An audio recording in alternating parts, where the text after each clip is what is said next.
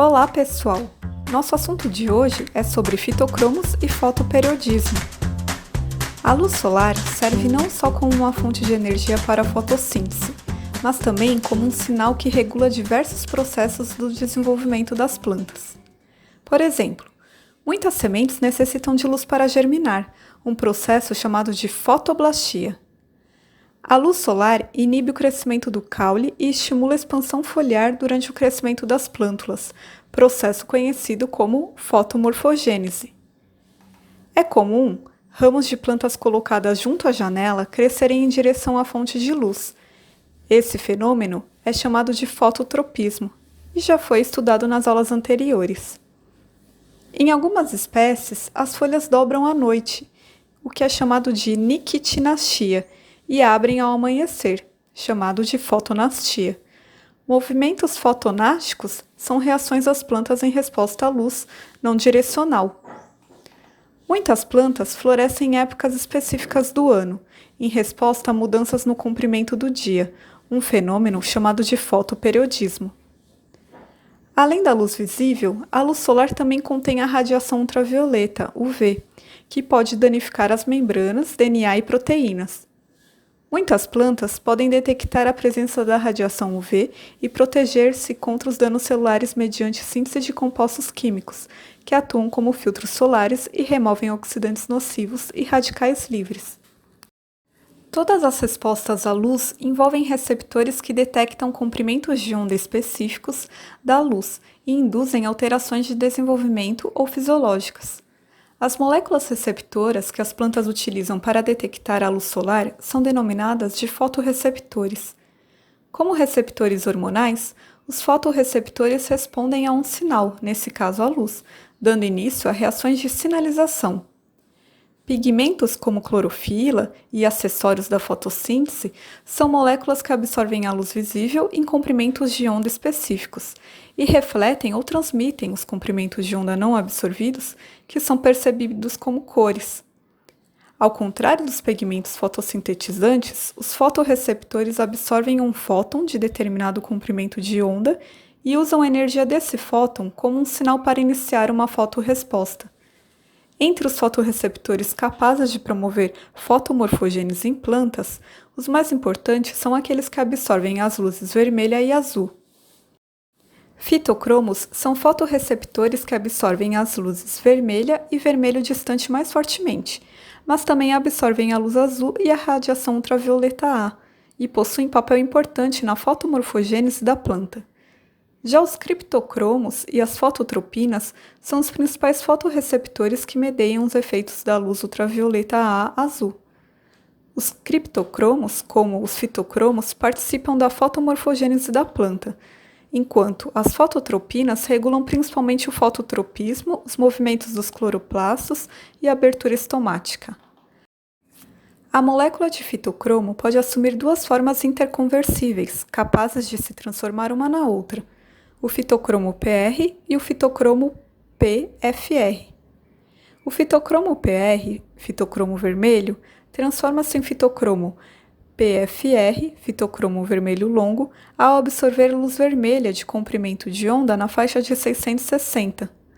O fitocromo PFR, por sua vez, transforma-se em fitocromo PR na escuridão, ou se absorver luz vermelha de comprimento de onda mais longo, na faixa de 730.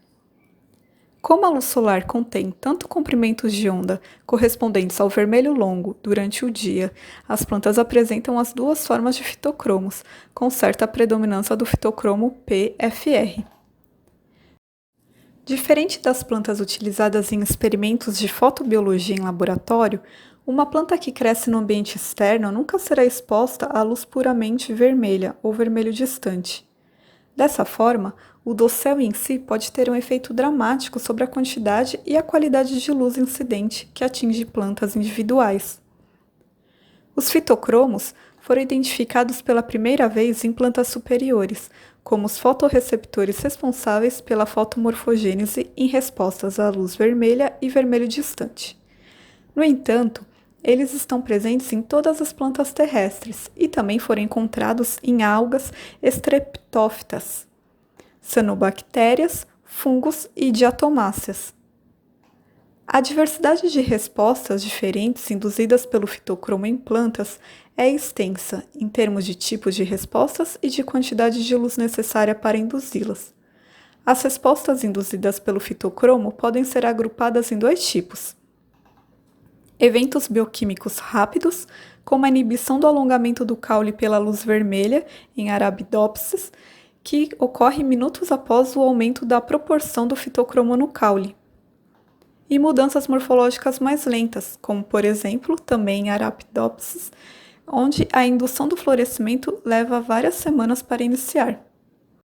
Em relação às respostas à luz ultravioleta A azul, 3 classes distintas de fotorreceptores medeiam os efeitos da luz: os criptocromos, as fototropinas e a família das proteínas ETL.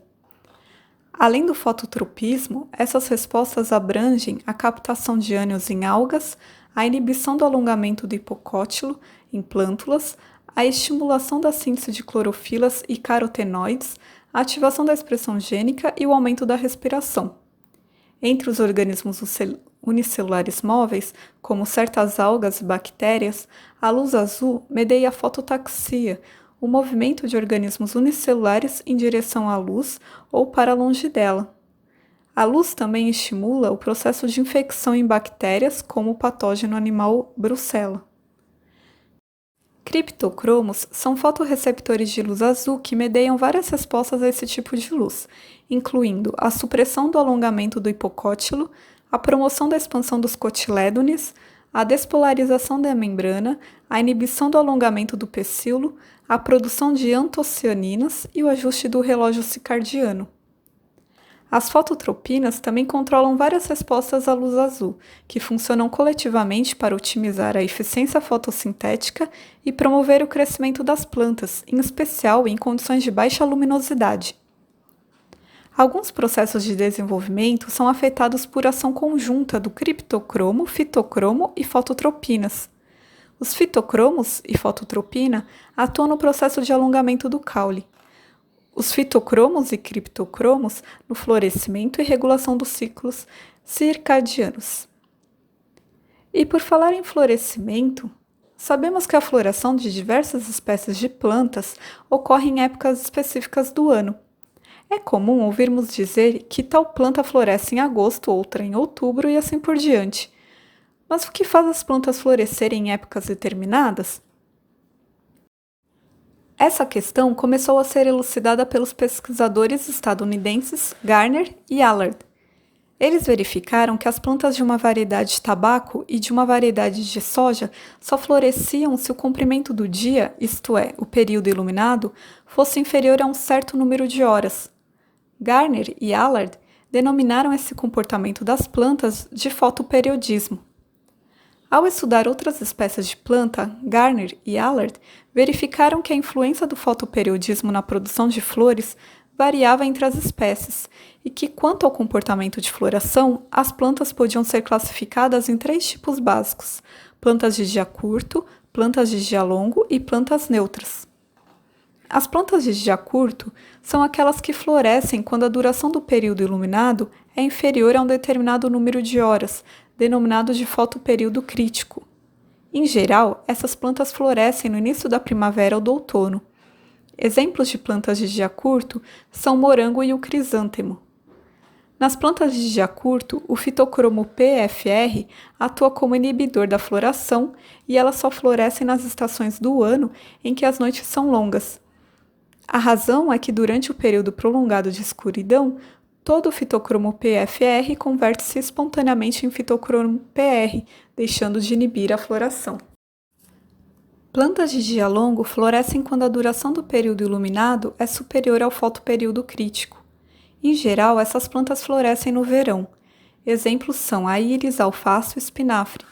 Nas plantas de dia longo, o fitocromo PFR atua como indutor da floração, e elas só florescem se os períodos de escuridão são curtos, de modo que não haja conversão total do fitocromo PFR em fitocromo PR. Na época do ano em que as noites são longas, as plantas de dia longo não florescem, porque todo o fitocromo PFR é convertido em fitocromo PR, o qual não induz a floração. Plantas neutras são aquelas cuja floração independe do fotoperíodo. Nesse caso, a floração ocorre em resposta a outros tipos de estímulo, como um período de frio, de chuva ou de calor. O tomate, o dentalho e o feijão de corda são exemplos de plantas neutras. Outros fatores também podem determinar a floração de plantas que respondem ao fotoperiodismo. Por exemplo, o trigo de inverno, uma planta de dia curto, não florescerá mesmo com o fotoperíodo apropriado, se a planta não for exposta por várias semanas a temperaturas inferiores a 10 graus. Essa necessidade de frio para florescer, ou para uma semente germinar, é comum em plantas de clima temperado, sendo chamada de vernalização. Se após a vernalização o trigo de inverno for submetido a fotoperíodos indutores menores que o fotoperíodo crítico, ele florescerá. Vimos que a luz solar é essencial a diversos processos de desenvolvimento das plantas e que os diferentes tipos de fotorreceptores atuam em respostas específicas. O fotoperiodismo é responsável pelos efeitos e adaptações que ocorrem nas espécies em momentos de exposição à luz. Bons estudos e até mais!